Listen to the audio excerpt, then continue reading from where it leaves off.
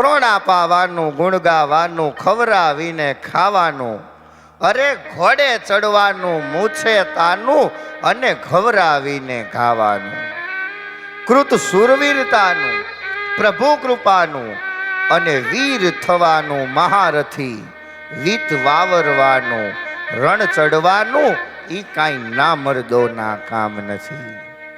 કવિ પિંગળસિંહ બાપુ ગઢવી એમ કે અમુક વાતો એ માત્ર મર્દથી બને. મર્દ માણસ હોય એ અમુક કામ કરી શકે. એવી જ મારે આજે તમને એક વાત કરવી છે.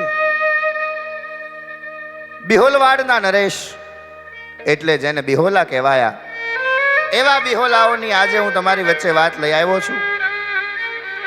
સામતસિંહ બિહોલા એ બિહોલવાડની ગાદીની ઉપર આરૂઢ. જે તે સમયે મોહમ્મદ બેગડાનું અમદાવાદમાં રાજ.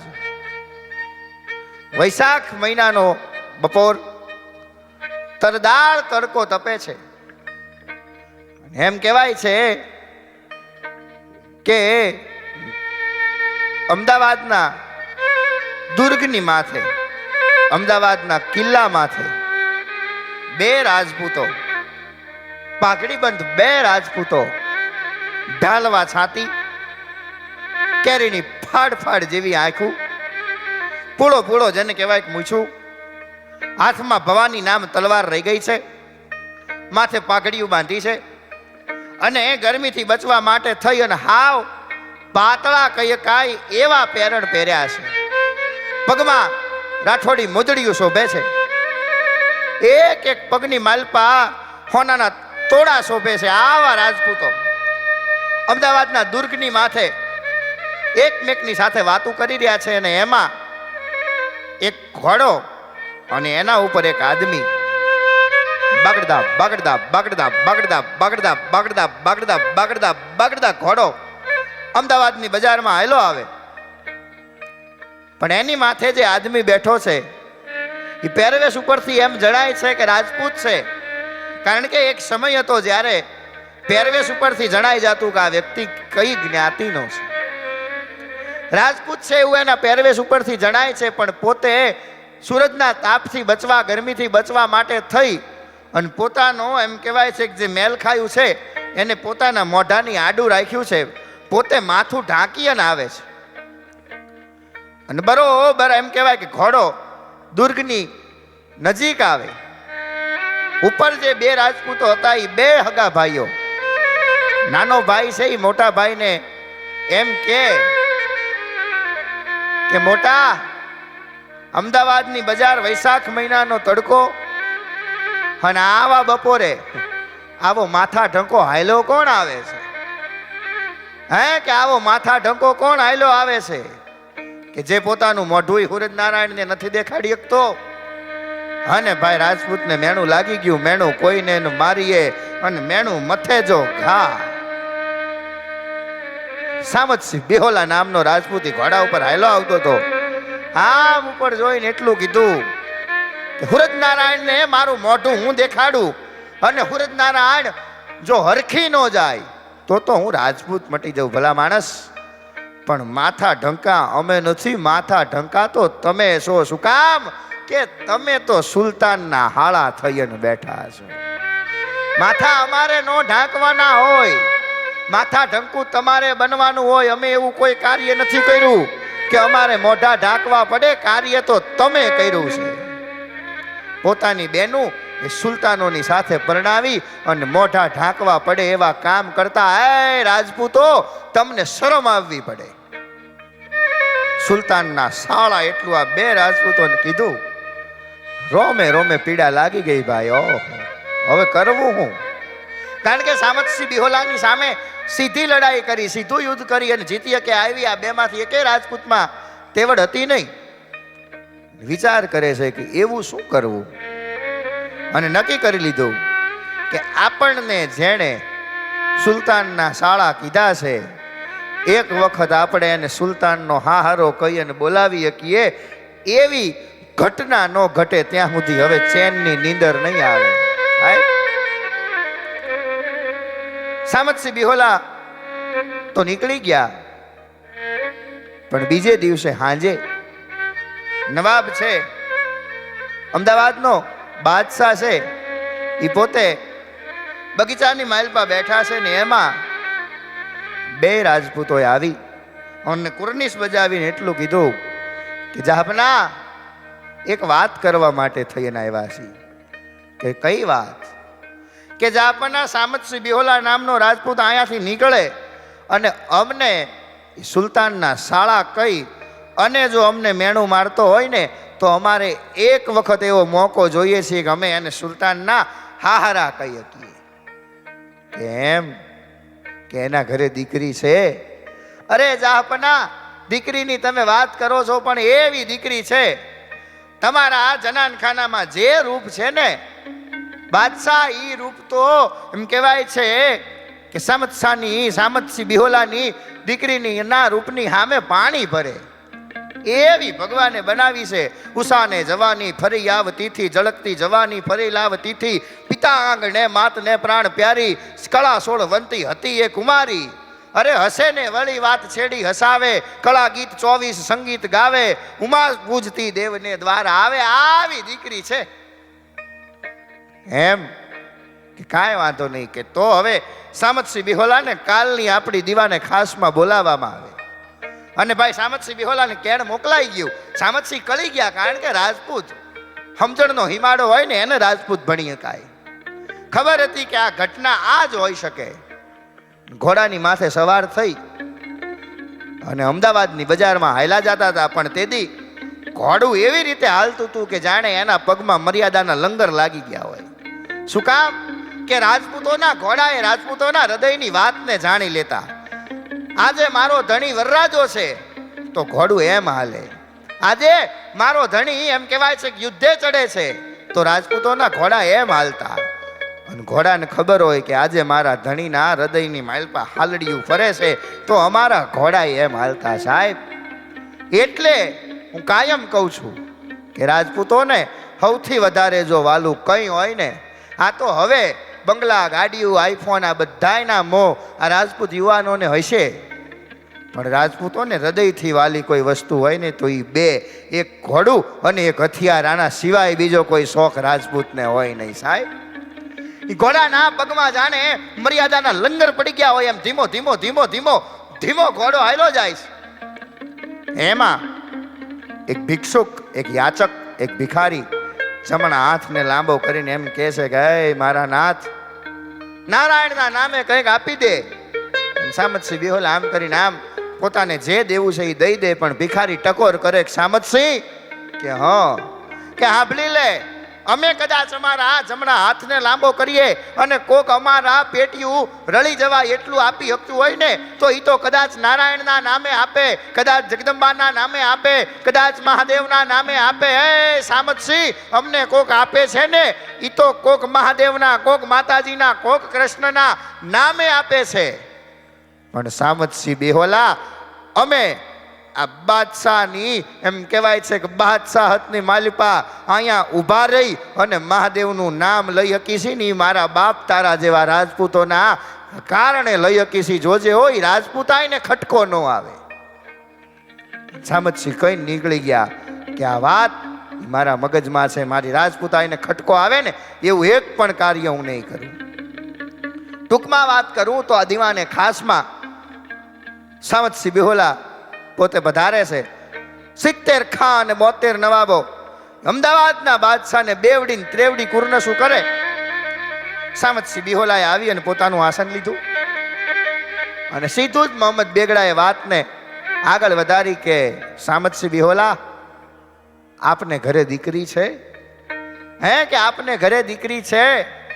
કે હા બાદશાહ સલામત, એક દીકરી છે. 19 દીકરા મને માં ભગવતી આપ્યા છે ને એની માથે એક લાડકી દીકરી ધનકુંવરબા મારે છે. કે તો સામતસિંહ ધનકુંવરબાને પરણાવવા નથી? કે બાપુ પરણાવા તો છે. કે તો હવે એમને પરણાવવાની ચિંતા મૂકી દો. ધનકુંવરબાનું માંગવું અમદાવાદ નાખે છે. અમદાવાદના બાદશાહ મારે ધનકુંવરબાની હારે પરણવું છે.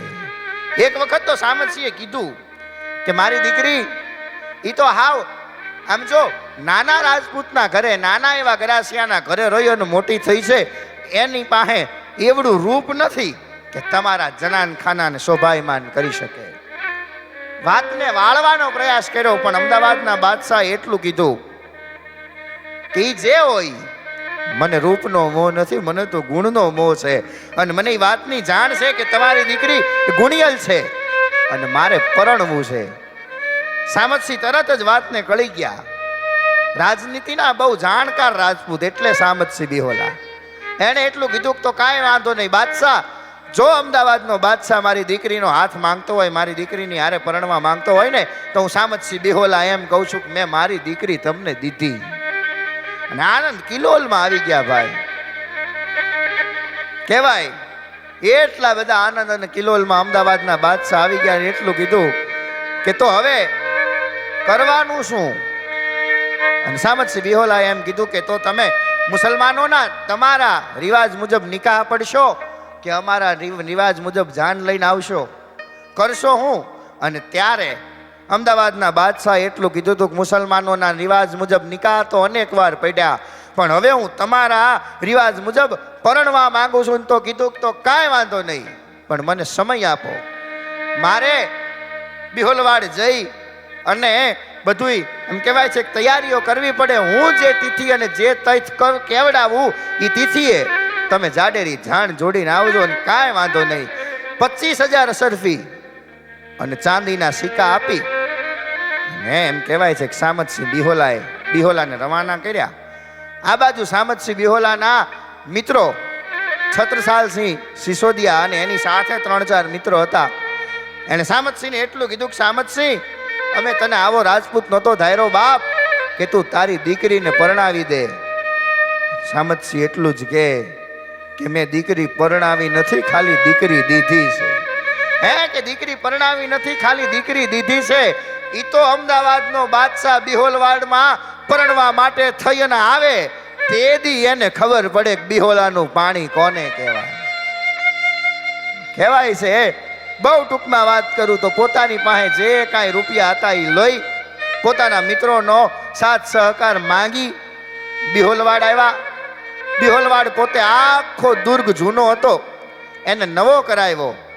અને 14 માઇલ દૂર ધોરી પાવઠીનો જે કિલ્લો હતો એ ધોરી પાવઠીના દુર્ગમાં સમારકામ કરાવ્યું. 100 માણસને 6 મહિના ન ખૂટે એટલું અનાજ એ ભેગું કર્યું. પોતાના પરિવારને રહેવા માટેની કહેવાય છે તમામે તમામ સુખ સુવિધાઓ કરી નાખી. યુદ્ધની તમામ પૂર્વ તૈયારીઓ કરી લીધી. સારા હથિયારો, સારા સૈનિકો, આ બધુંય ભેગું કરી લીધું. અને અમદાવાદના બાદશાહને કેણ મોકલાવ્યું કે હવે તમારે આ તિથિ અને આ તૈથ જાડેરી જાન જોડીને વયા આવજો. પણ સાંભળી લ્યો, અમારામાં તો બંદૂકના ભડાકા કરવાનો રિવાજ છે. જાન આવે ત્યારે અમે રાજપૂતો બંદૂકના ભડાકા કરીએ, અમે અબીલને ગુલાલ ઉડાડીએ, આ બધું કરીએ. અને તમારા માણસોને ખોટું ન લાગવાનું હોય ને, તમે કોઈ અનિચ્છનીય ઘટના ન ઘટાડવાના હો તો પરણવા આવજો. અને ભાઈ ધનકુંવરબાઈને પરણવા માટે થઈ અને અધીરો બનેલો અમદાવાદનો બાદશાહ એણે પોતાની આખી સેનાને બોલાવીને કહી દીધું કે આપણે જઈએ એટલે બંદૂકના ભડાકા થાય, અબીલ અને ગુલાલ ઉડે, જે કાંઈ પણ ઘટના ઘટે આપણે કાંઈ કરવાનું નથી. કે કાંઈ વાંધો નહીં. કહેવાય છે કે આ બાજુ બરોબર દુર્ગથી 1-8 કિલોમીટર જાન આખી રહી અને બિહોલવાડના દુર્ગ ઉપર ખબર પડી ગઈ કે હવે જાન આવી ગઈ છે. બધાએ પોતપોતાની તૈયારીઓ કરી લીધી. અને એમાં હેબો ભીલ એ પોતાની સાથે ભીલ સાથીદારોને લઈ આવ્યો હતો. એમણે પોતપોતાના તીરકામઠા તૈયાર કર્યા. આ બાજુથી એમ કહેવાય છે કે જ્યારે જાન એના અમીર ઉમરાઓને લઈને પસાર થઈ, ભીલોએ એમ કહેવાય એક પછી એક સામમ સામમ સામમ તીરના મારા કર્યા. અને દુર્ગની ઉપરથી કહેવાય છે કે દારૂ ગોળાનો મારો થયો, બંદૂકોના ભડાકા થયા, દારૂ ગોળાનો મારો થયો. આ બાજુથી એક બાજુથી જેને કહેવાય કે ભીલો મચરક નથી આપતા, એક બાજુથી રાજપૂતો મચરક નથી આપતા. 20,000નું સૈન્ય લઈ અને જે અમદાવાદનો બાદશાહ બિહોલવાડ પરણવા માટે થઈ અને આવ્યો હતો, એની અડધી સેનાનો ખાત્મો કરી નાખ્યો ભાઈ, અડધી સેનાનો ખાત્મો કરી નાખ્યો. અને યા અલ્લાહ લાહોલ વલ્લાહ, અમદાવાદના બાદશાહની રાડ ફાટી ગઈ. હાય હાય, હવે પોતાનો દારૂગોળો બહુ આખો હતો, બીજું કાંઈ થાય એમ હતું નહીં. એટલે સામતસિંહ બિહોલા હજી તો યુદ્ધમાં નહોતા આવ્યા ને, ઈ પહેલા અમદાવાદના બાદશાહને પ્રથમ યુદ્ધમાંથી, બિહોલવાડના દુર્ગના યુદ્ધમાંથી પાછું વયું જવું પડ્યું હતું. સાહેબ, આ રાજપૂતો કરી હતી. અને પછી બીજા દિવસે પોતાના અમીર ઉમરાઓને, પોતાના નજીકના માણસોને ભેગા કરી અને યુદ્ધની વ્યૂહરચના ઘડી, દરવાજો તોડી પાડવાની તૈયારી કરી. આ બાજુ સામતસિંહને ખબર પડી કે હવે આ દરવાજો રહે નહીં, દરવાજો તૂટી જાહે. એટલે એ બધા સૈનિકો અને સામતસિંહ બિહોલા જે કાંઈ પોતાની પાસે વ્યવસ્થા હતી એ વ્યવસ્થા કરી ધોરી પાવઠીના દુર્ગમાં પહોંચી ગયા. આ બાજુ એમ કહેવાય છે કે યા અલ્લાહ લાહોલ વલ્લાહ કરી દરવાજાને તોડ્યો, પણ પોતે જે પામવું હતું એ પામી ન શક્યો. અમદાવાદનો બાદશાહ રાડ પોકારી ગયો. ઓહો, આ ઘટના મારી હારે દગો. ખબર પડી કે હવે ધોરી પાવઠી જવું પડે. પોતાનું દળકટક લઈ, પોતાનું સૈન્ય લઈ અને ધોરી પાવઠીના યુદ્ધમાં રાજપૂતોની સામે લડવા માટે થઈ. અને એમ કહેવાય છે કે અમદાવાદના બાદશાહે તૈયારી કરી, પણ એટલા બધા ગાઢ જંગલોની વચ્ચે ધોરી પાવઠીનો કિલ્લો હતો કે લગભગ 15 દિવસ સુધી તો એના સૈન્યને માત્ર ઝાડ જ કાપવા પડ્યા. સાહેબ, લગભગ 15 દિવસ સુધી ઝાડ કાપ્યા. એ પછી ધોરી પાવઠીના દુર્ગ ઉપર બીજો રણ સંગ્રામ થયો. બીજા રણ સંગ્રામમાં કહેવાય છે કે સામતસિંહ બિહોલાનો વિજય ન થયો, પણ એના જે 4 મિત્રો હતા એમાંથી છત્રસાલ સિંહજી એનું મૃત્યુ થયું. પોતાના એમ કહેવાય છે કે પરિવારને મૂકી અને સામતસિંહ બિહોલા નીકળી ગયા. સામતસિંહ બિહોલા નીકળી ગયા અને આ બાજુ આ યુદ્ધ આપણે જીતી ગયા છીએ એમ માની અમદાવાદના બાદશાહે પોતાની ફૌજને અમદાવાદ પાછી વાળી. સમય થોડો ઘણો ગયો, સામતસિંહ બિહોલા બારવટે ચડ્યા ભાઈ. સામતસિંહ બિહોલા પોતાની હારે 50 રાજપૂતો, પણ એવું બારવટું કરે, મુસલમાનોના ગામડા ભાંગવાના, મુસલમાનોના દુર્ગ તોડવાના, મુસલમાનોની જ જાનુને લૂંટવાની, એના વરરાજાને મારવાના, એની એમ કહેવાય છે કે જે જાનું આવે એમાં જે કાંઈ રૂપિયા પૈસા ઘરેણા જે કાંઈ હોય આ લૂંટી લેવાનું, મુસલમાન સિવાય કોઈને રંજાડવાના નહીં. એવો હાહાકાર મચાવેલો કે અમદાવાદના બાદશાહને હુવાનું હરામ થઈ ગયું, ઊંઘ હરામ થઈ ગઈ. સાહેબ, પોતે એટલી બધી વ્યવસ્થા સામતસિંહ બિહોલાએ કરેલી કે એમ કહેવાય છે કે અમદાવાદના બાદશાહને ખબર ન પડી કે સામતસિંહ બિહોલાનું ઠેકાણું ક્યાં. પોતે સામતસિંહ હારે સંધિ કરવી હતી, સમાધાન કરવા હતા, પણ સમાધાન કરવું તો કઈ રીતે? સામતસિંહનો કોઈ ઠેકાણું મળ્યું નહીં. અને અમદાવાદના બાદશાહને તેથી જંગલના ઝાડ ઉપર નોટિસ લખી દેવી પડી કે સામતસિંહ બિહોલા જો અમદાવાદના બાદશાહની સામે હાજર થઈ જાય તો અમારે એની સાથે મિત્રતા કરવી છે, અમારે દુશ્મની ભૂલાવી દેવી છે, અમારે સામતસિંહ બિહોલાને મિત્ર બનાવી દેવા છે.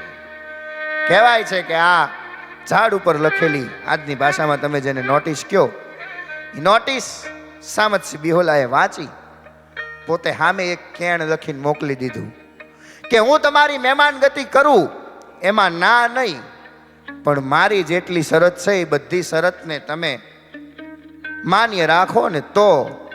કે કઈ શરત? અને પહેલી શરત કીધી કે તમારે હિન્દુઓને રંજાડવાના નહીં. બીજી શરત, હિન્દુઓના દેવસ્થાન ઉપર તમારે એમ કહેવાય છે કે ચડાઈ કરવી નહીં. ત્રીજી શરત, અમારે 4 મિત્રોની જે કાંઈ ગરા છે એ તમે ખાલસા કર્યો છે એ તમામે તમામ ગરા પાછો આપવાનો. આવી કંઈક શરતો મૂકી. પણ અમદાવાદનો બાદશાહ એટલો બધો હાહા પોકારી ગયેલો, બધી જ શરતોને મંજૂર રાખી અને એટલું કીધું કે સામતસિંહ જો અમારા મહેમાન થતા હોય તો બધી શરત મંજૂર. કહેવાય કે સામતસિંહ ને કેણ મળ્યું કે બધી શરત તમારી મંજૂર થઈ છે ને સામતસિંહ બિહોલા બારવટું પૂરું પાડવા માટે થઈ અને અમદાવાદ આવ્યા. અમદાવાદના બાદશાહ એમ કહેવાય છે કે મોહમ્મદ બેગડાની સામે બેહીને સામતસિંહે એટલું કીધું કે મોહમ્મદ બેગડા, તારી પ્રજાને રંજાડવીને એ રાજપૂતોનો અમારો ક્યારેય આશય નહોતો. અમે રાજપૂતો છીએ. તરા શીશ શો ધરે મરે પણ તેગને મૂકે, ભાંગે સોની લરે સૂર પદ કદી ન ચૂકે. નિરાધાર કો દેખ દિયે આધાર આપબલ, અને અડગ વચન ઉચ્ચાર સ્નેહમાં કરે નહીં છલ. પર સ્ત્રીયા સંગ ભેટે નહીં, અને ધરે ધ્યાન ગવધૂત કો. કવિ શબ્દ ભેદ પિંગલ કહે કે યહી હે ધર્મ રજપૂત કો. અમે તો આશરો આપીએ, પણ તારી વાત અવળી હતી ને એટલે મારે આ કરવું પડ્યું. કે કાંઈ વાંધો નહીં, હવે તમારું બારવટું પૂરું. હું કોઈ હિન્દુ એમ કહેવાય છે કે બેન દીકરીઓને રંજાડીશ નહીં, હિન્દુમાંથી કોઈને મુસલમાન બનાવીશ નહીં, એમ કહેવાય કે હિન્દુ મંદિરોની માથે ક્યારેય ચડાઈ નહીં કરું. અને તમારા જે ગરાહ ખાલસા થયા છે એ તમામે તમામ ગરાહ તમને પાછા, એ 4 મિત્રોના ગરાહ ખાલસા થયા હતા, એ 4 મિત્રોના ગરાહ એ પાછા આપ્યા. અને પછી અમદાવાદના બાદશાહે સામતસિંહ બિહોલાને પૂછ્યું કે સામતસિંહ હવે દીકરા કેટલા? હે કે સામતસિંહ હવે દીકરા કેટલા? કે દીકરા 19 હતા, એમાંથી તમારી સામેના યુદ્ધમાં 7 કામ આવી ગયા. 12 દીકરા રહ્યા છે. એ 12 દીકરા રહ્યા છે એટલી જ્યાં વાત કરીને ત્યારે અમદાવાદના બાદશાહે એટલું કીધું હતું તો સામતસિંહ, તમારા વીરત્વ ઉપર, તમારી વીરતા ઉપર, તમારા કુનેહ ઉપર અને તમારી રાજપૂતાઈ માથે મને મોજ આવી છે, એટલે એ 12 દીકરાઓ માટે 84 ગામના વાટા હું અમદાવાદનો મોહમ્મદ શાહ બેગડા તમને આપું છું. અને એ 84 ગામના વાટા એનું મોટામાં મોટું ગામ એટલે હમણાં તમે જેના સમાચાર જોયા, વીર શહીદ ભરતસિંહ ડભોડા, ભરતસિંહ બિહોલા ડભોડા, એ ડભોડા મોટામાં મોટું ગામ. અને ડભોડાની આજુબાજુના 84 ગામના વાટા એ મોહમ્મદ બેગડાએ સામતસિંહ બિહોલાનું બારવટું પાર પાડવા માટે થઈ અને હોનાના પત્રે લખી દીધા છે.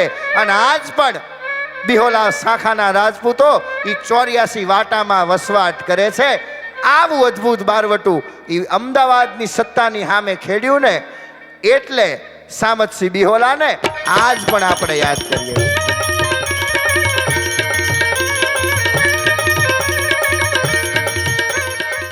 વિડીયોને લાઈક કરો, શેર કરો અને આવા જ અવનવા વિડીયો જોવા માટે GTPL ડાયરો ડિજિટલને સબસ્ક્રાઇબ કરો. બાજુમાં આપેલ બેલ બટન પર ક્લિક કરીને જોડાયેલા રહો દરેક નવા વિડીયો સાથે.